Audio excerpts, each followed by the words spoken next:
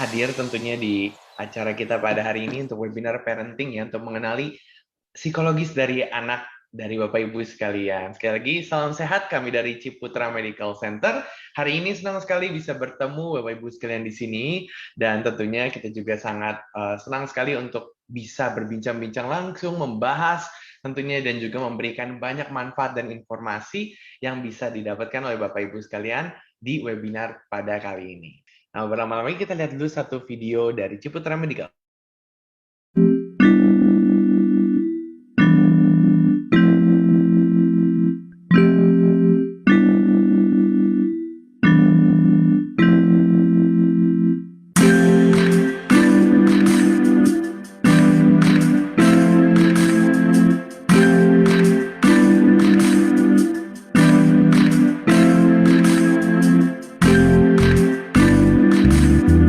Atas nama Regina.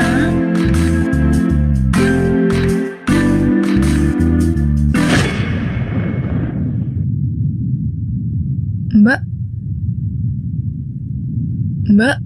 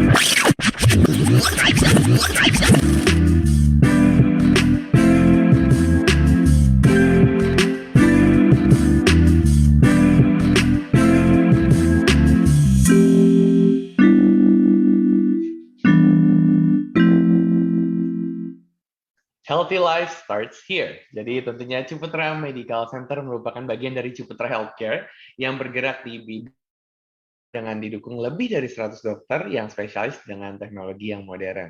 Dan tentunya Ciputra Medical Center juga sudah beroperasi sejak 5 Desember 2015 di Jakarta, tepatnya di Lotte Shopping Avenue, lantai 5. Dan kami juga memberikan layanan kesehatan yang terintegrasi dan dirancang dengan konsep sarana dengan prasarana yang modern dan bersuasana hangat ramah, dan juga memiliki peralatan kedokteran yang terkini, serta melayani kebutuhan pelayanan kesehatan masyarakat dengan pendekatan preventif dan juga rehabilitatif. Berikut adalah pelayanan yang kita ada di Ciputra Medical Center. Ada Occupational Health Clinic, Nice Dental, Health Screening, akupuntur, ada juga General Practitioner, Mind and Behavior, yang akan hari ini kita gali lebih dalam ya tentunya Bapak Ibu. Dan juga kita juga melayani juga ada in-house clinic, health and wellness program, fisioterapi, ear, nose, dan throat, sama body weight. Dan fasilitas kami tentunya, kami juga tidak kalah dengan fasilitas klinik-klinik lainnya yang dimana dapat membantu Bapak Ibu untuk melakukan datang ke kami untuk berobat ataupun melakukan banyak konsultasi dengan kami. Ya, jadi lokasi kami tentunya tadi di Lotte Shopping Avenue lantai 5 di Jakarta Selatan. Tentunya jadi buat Bapak Ibu yang belum pernah nih datang ke Ciputra Medical Center, langsung aja datang ke tempat kami dan kami akan layani dengan sepenuh hati. Ya, tanpa berlama-lama lagi, langsung saja kita mulai. Kita undang Ibu Tina pada kali ini ya, yang sepertinya sudah hadir di sini. Ini adalah Ibu Tina Christina Teja, yang langsung saja akan membawakan tentunya sharing mengenai bagaimana untuk mengenali psikologis dari anak. Halo Ibu Tina. Halo Rey, selamat sore semuanya. Selamat sore Bapak dan Ibu. Thank you Rey udah bisa memediasi saya dari Ciputra Medical Center untuk Bapak Ibu sekalian. Betul. Ya Bapak Ibu sekalian, hari ini perkenalkan, nama saya Christina Teja, saya psikolog klinis dari Ciputra Medical Center. Mungkin Bapak Ibu udah ada yang pernah dengar Ciputra Medical Center ya, yang ada di Lotte Shopping Avenue. Nah, kita ada di lantai 5. Nah, hari ini sebenarnya kita akan membahas tentang perkembangan psikologis anak yang nantinya ujung-ujungnya akan berdampak pada proses belajar. Yuk, saya langsung share screen ya. Ya, sebelum itu Dok, Sudah ini terlihat, udah ada Ray? yang banyak.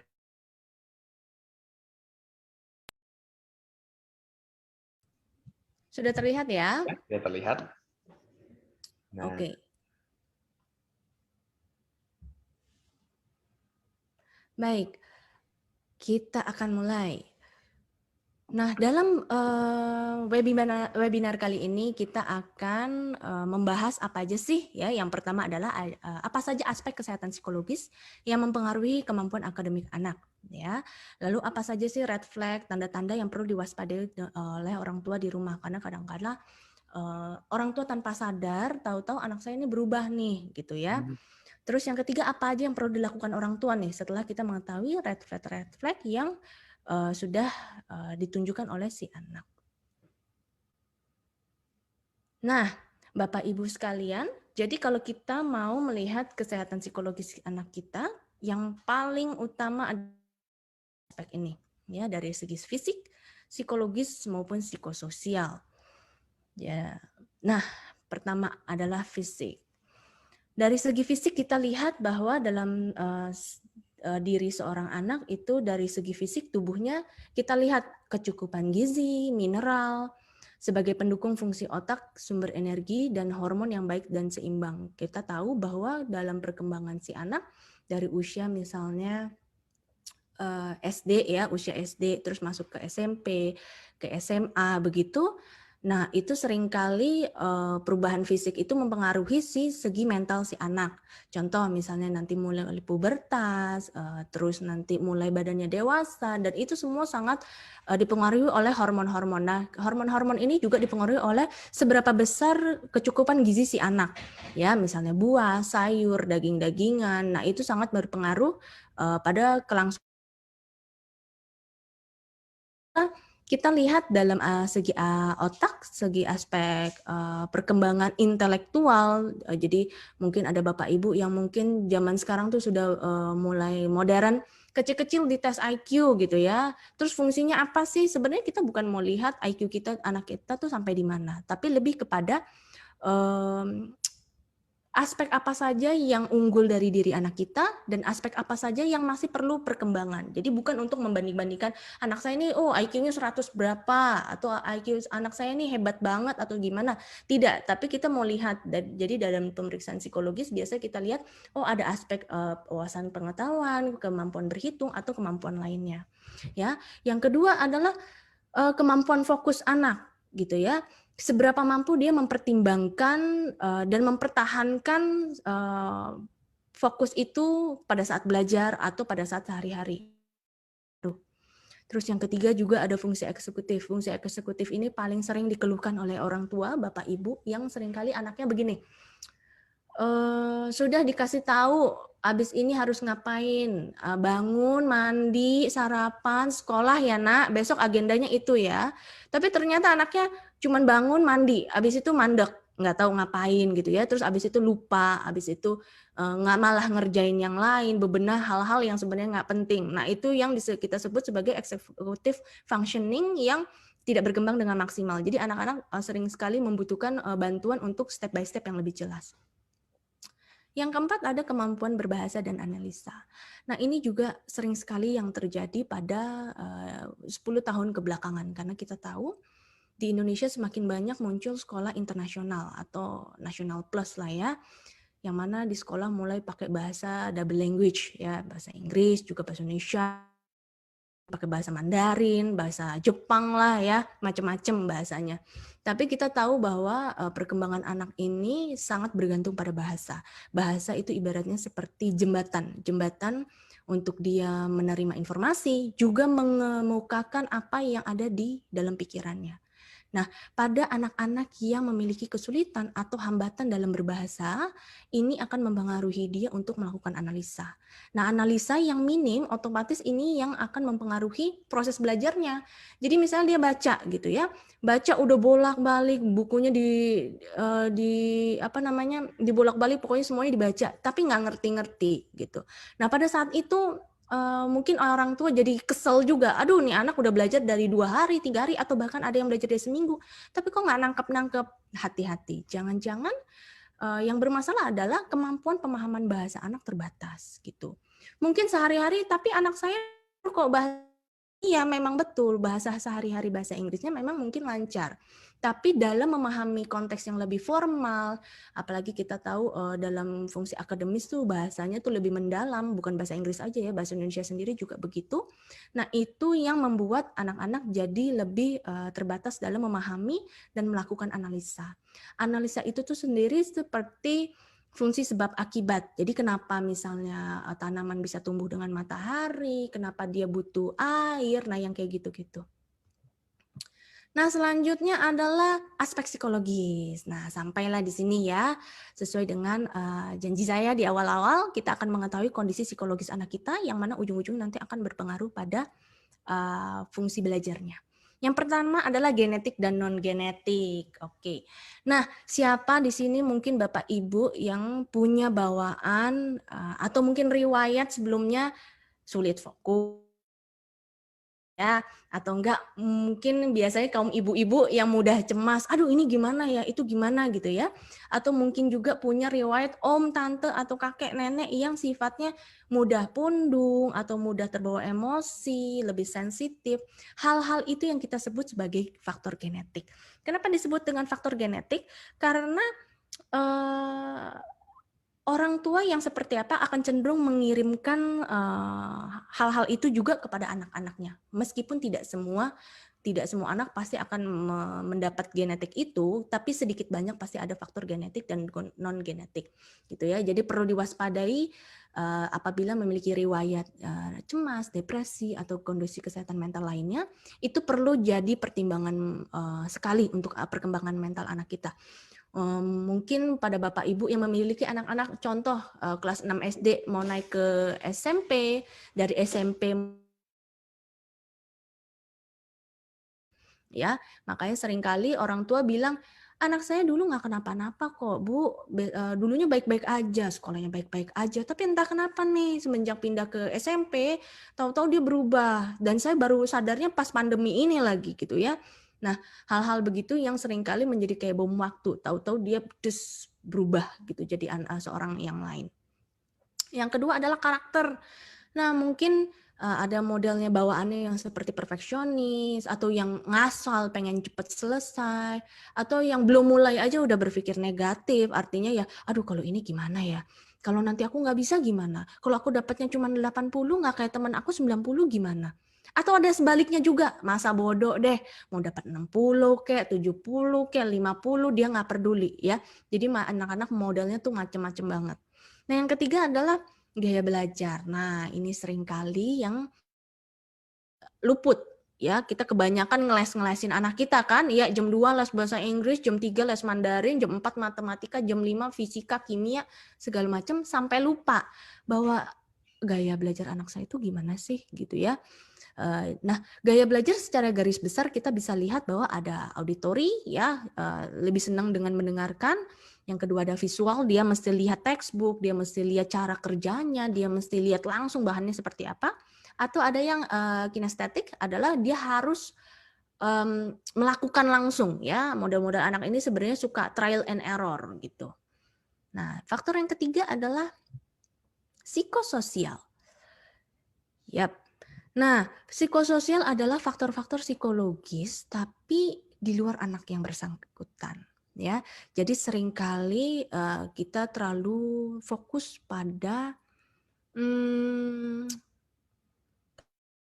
belajar gitu ya, gurunya siapa, sekolahnya yang mahal atau yang terkenal, tapi sampai lupa bahwa anak-anak ini kan bukan seorang dewasa. Mereka masih anak-anak dan faktor perkembangan otaknya juga belum sempurna. Sehingga mereka sangat membutuhkan orang-orang di sekitar. Makanya kita sebut sebagai psikososial. Nah, dalam psikososial ini ada 3 aspek ya, ada orang tua, ada sekolah, ada teman. Nah, di orang tua ini meskipun anaknya semandiri apapun tetap dia masih butuh fungsi support orang tua. Semandiri apapun anaknya tetap dia butuh fungsi kontrol dari orang tua. Ya, yang ketiga juga situasi fungsi si belajar itu sendiri. Contoh, misalnya belajarnya di tengah-tengah ruang tamu. Di ruang tamu itu ada mama atau om, ada tante yang lagi ngerumpi gitu ya, berisik. Meskipun pakai headset begitu, tetap itu menjadi satu kondisi yang tidak kondusif untuk anak-anak belajar. Jadi kita mesti perhatikan suhu ruangan, kedinginan apa enggak, terus cahayanya gimana, terlalu gelap kah, terlalu terang kah. Karena ada beberapa anak yang modelnya begini nih, terlalu dingin dia bisa ngantuk. Ada yang anak-anak terlalu panas juga bisa membosankan. Jadi kita benar-benar mesti style sesuai dengan kebutuhan anak. Jangan sampai dia jadi males-malesan, jangan sampai juga dia keenakan. Nah, membahas tentang situasi ruangan belajar, ada juga model anak yang sambil makan sambil belajar. Nah, itu juga bisa menjadi informasi tambahan buat orang tua. Apakah anak saya modelnya begitu? Tapi hati-hati. Kadang-kadang anak-anak zaman sekarang pinter ya. Aku maunya sambil makan sambil belajar, tapi kebanyakan makannya daripada belajarnya. Jadi mesti dipantau juga. Makanya fungsi kontrol dari orang tua itu sangat penting sekali. Ini sangat krusial bagi orang tua yang kerja sehingga kadang-kadang fungsi kontrol ini loose, seringkali udah dilesin mahal-mahal, kenapa sih anak saya nggak pernah perform bagus, akademiknya nggak bagus-bagus di sekolah banget. Nah, jangan-jangan yang kurang adalah fungsi kontrol dari orang tua itu sendiri. Yang kedua adalah sekolah. Nah, seringkali yang perlu diingatkan oleh orang tua adalah kalau memilih sekolah tuh seperti apa sih, apa aja gitu ya. Yang pasti pertama budget lah ya, budget, jarak dari rumah. Tapi jangan lupa juga bahwa kalau dalam memilih sekolah, apakah gaya belajar kurikulum ini sesuai dengan anak saya. Ada model-model anak yang tidak suka atau sulit sekali untuk menghafal teori-teori, atau mungkin lebih kepada maunya praktek aja. Nah, itu kita mesti benar-benar cari sekolah yang cocok sekali dengan model belajar anak kita. Nah, lalu juga ada pendekatan guru ya. Mungkin ini kita tidak bisa banyak meminta banyak pihak sekolah, tapi sedikit banyak, apalagi kalau misalnya anak-anak yang remaja di usia-usia SMP, SMA, peranan guru itu sangat penting sekali. Ya, jadi mereka sangat mengandalkan support dari orang tua dan guru, karena bagi mereka ya siapa lagi yang bisa lebih dewasa lah dalam tanda kutip untuk menuntun mereka menjalani keseharian sekolah mereka. Nah, yang ketiga adalah teman. Seringkali anak-anak yang memiliki IQ pinter, social skill-nya bagus, semuanya sudah bagus, sudah ibaratnya anak ini udah perfect gitu ya. Kalau secara kasat mata kita lihat bagus-bagus aja. Tapi kenapa ya, Bu, tiba-tiba kebelakangan anak saya performance di sekolahnya drop gitu ya. Tahu-tahu dapat komplain dari sekolah, Bu, anak ibu ini kebelakangan nggak submit tugas segala macam. Usut punya usut ternyata dukungan dari teman atau bullying juga bisa ya. Mungkin kebelakangan bullying nggak terlalu menonjol karena kan kita lagi pandemi ya, sekolahnya serba online. Tapi yang kurang dari pembelajaran online ya otomatis dukungan dari teman-teman sekelompok ya. Jadi jarang belajar kelompok, belajarnya lebih individual. Sehingga ini juga sedikit banyak mempengaruhi anak-anak, terutama anak-anak yang modalnya ekstrovert. Jadi kalau misalnya nggak rame itu nggak asik, nggak rame itu kayaknya nggak belajar. Nah, itu bagi anak-anak yang ekstrovert ini tuh cukup jadi tantangan. Nah, di sini saya mau berbagi sedikit untuk orang tua. Nah, kita bisa lihat di sini tuh. Ini adalah profil otak anak-anak umur 5 tahun sampai 20 tahun. Ya. Kita lihat pada profil anak usia 5 tahun itu lebih banyak warna kuning sama merah. Ya, kuning sama merah. Birunya sedikit sekali. Ya, artinya apa? Di warna kuning dan merah artinya adalah memang proses anak-anak kita yang usianya 5 tahun memang belum berkembang sempurna. Jadi nggak heran ya kalau kita ibu-ibu tuh sering banget kita ngomongin ke anak-anak umur 5 tahun, udah mama bilangin berapa kali sih, nggak boleh ini, nggak boleh itu, tapi dia tetap ulangin. Karena apa? Karena memang sistem reseptif dari si otak itu sendiri belum berkembang maksimal. Otomatis dia akan terima cuma 1-2 menit, habis itu dilepas lagi. Baru terima, ingat 5 menit, habis itu lupa lagi. Gitu ya. Jadi it's very common case. Lalu setelah itu kita lihat perpindahan antara otak 5 tahun ke preteen. Preteen tuh usia-usia seperti mungkin 8 tahun, 9 tahun, 10 tahun. Meskipun sudah mulai memudar, kuning, merah ya, lu sudah lebih matang lah, udah lebih ngerti dikasih tahu bahwa, ke anak-anak ini nggak boleh main api ya di dapur gitu ya, atau nggak boleh main pisau ya, atau nggak boleh main apa. Nah itu anak-anak usia-usia 8, 9, 10 tuh sudah mulai mengerti. Dan mereka akan mereka tidak akan sentuh itu. Ya, tapi pun meskipun demikian masih ada area birunya. Masih ada area biru artinya ya memang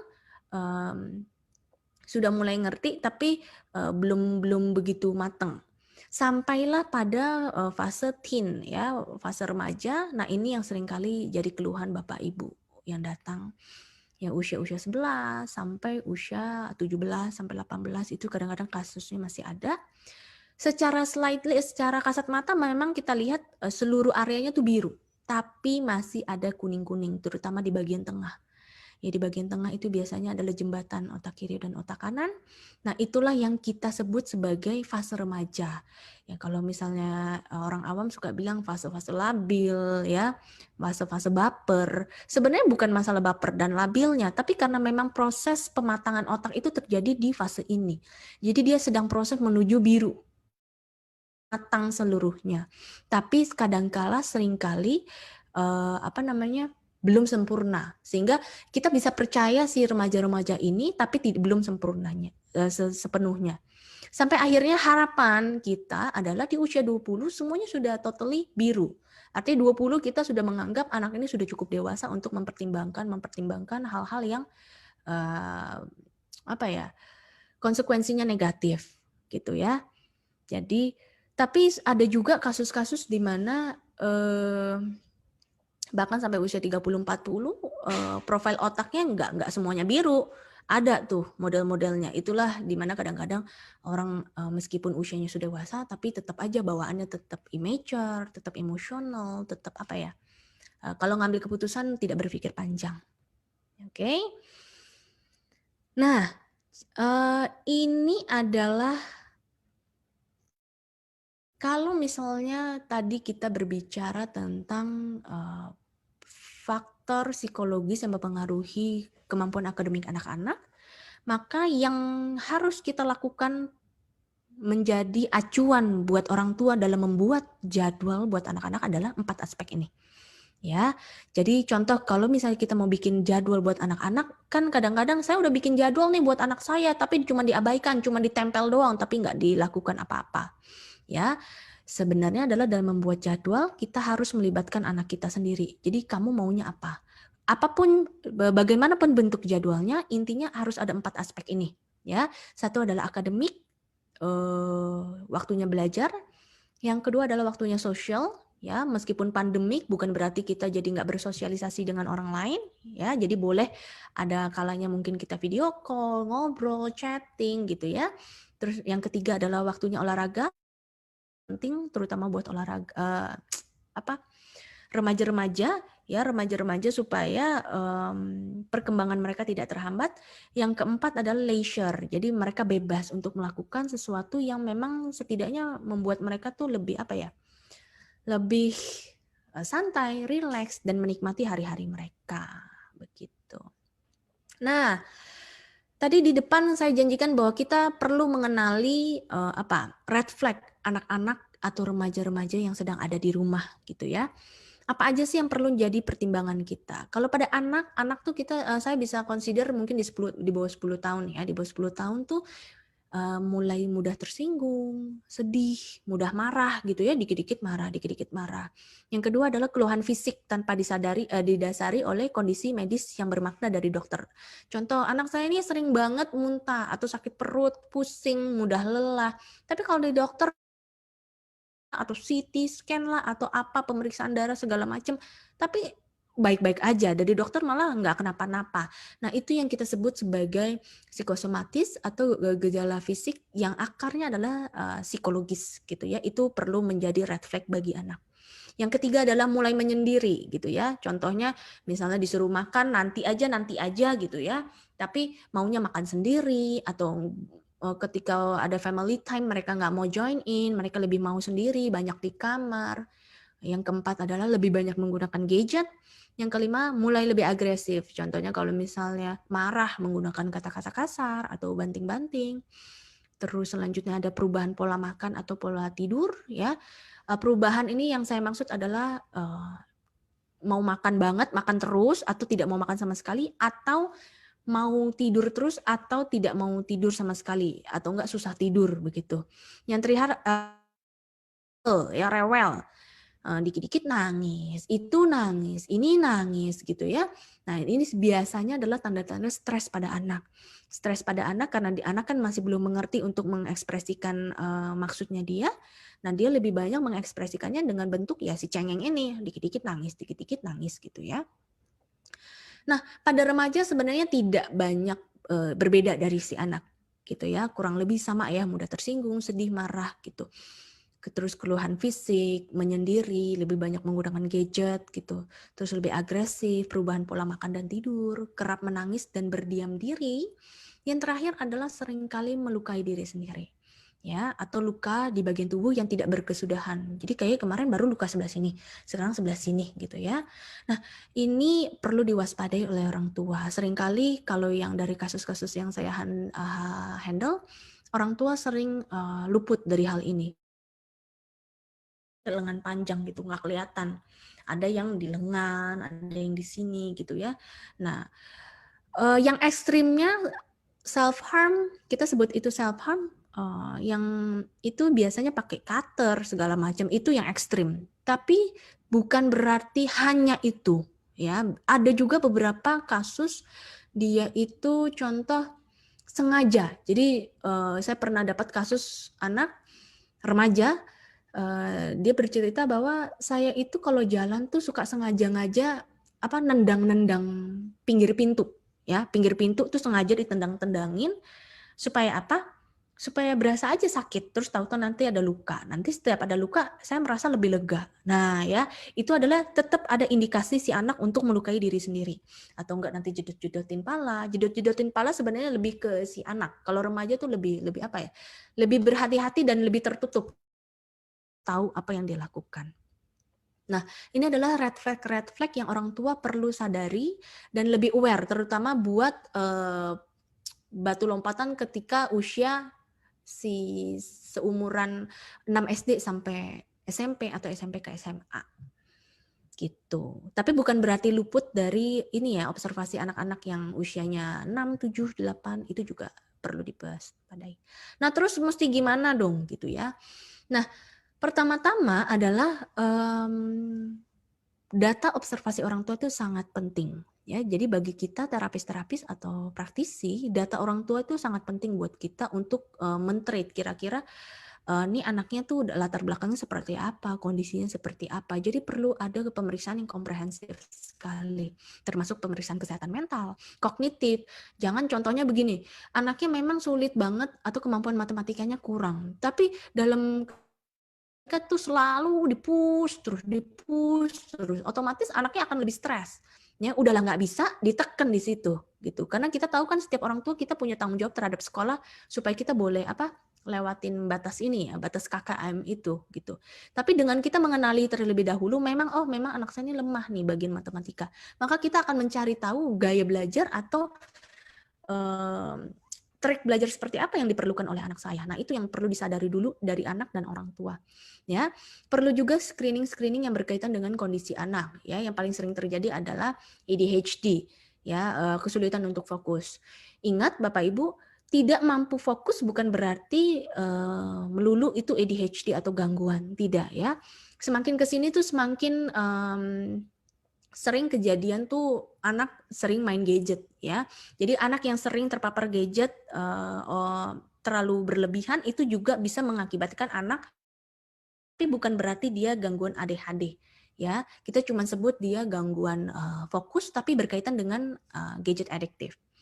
Nah, selanjutnya penanganan yang bisa menjadi pilihan Bapak Ibu adalah yang pertama obat gitu ya. Ini adalah pilihan. Artinya orang tua sangat bebas sekali menentukan apakah anak saya mau diberikan obat atau tidak. Tapi ada baiknya ini bisa dikonsultasikan dengan praktisi terlebih dahulu. Kenapa? Karena ada beberapa kasus yang memang akan lebih baik ada pemberian obat-obatan. Ya, yang kedua adalah psikoterapi. Psikoterapi itu biasa kita mungkin lebih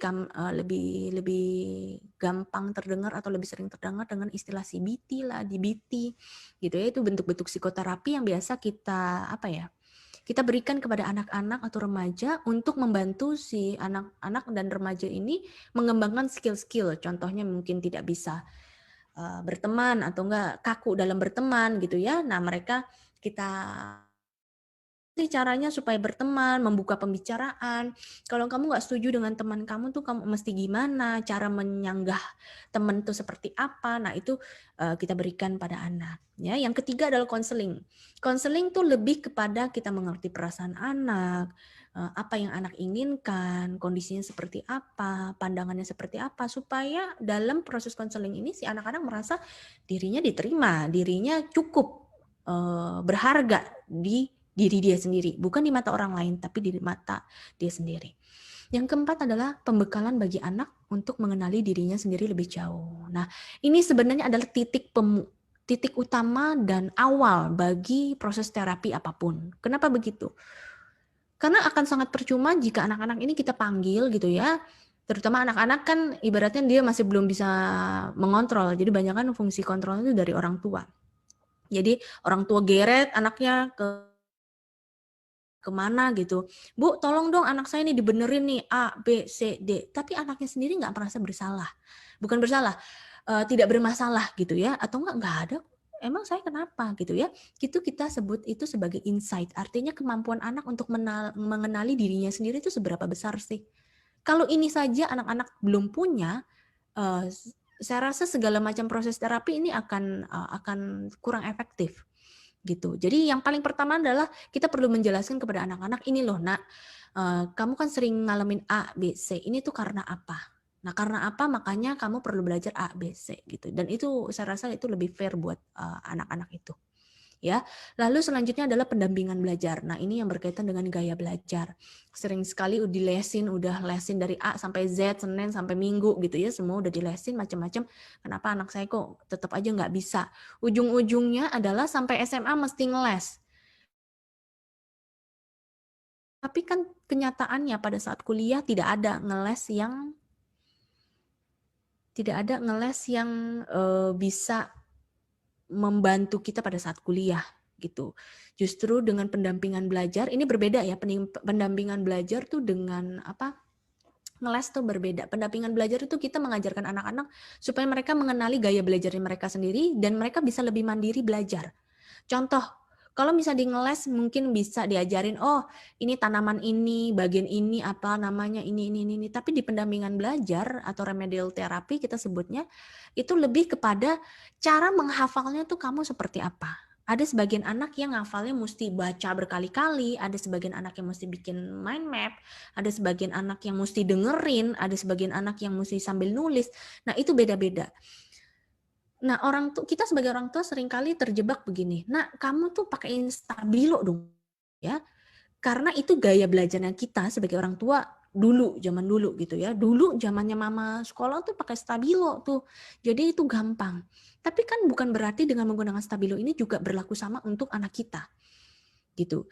Jadi satu sisi orang tua mempush anak supaya menggunakan stabilo mati-matian. Si anak mati-matian juga ngikutin pakai stabilo, tapi kok kayaknya nggak hafal-hafal gitu ya. Nah ini clash gitu ya.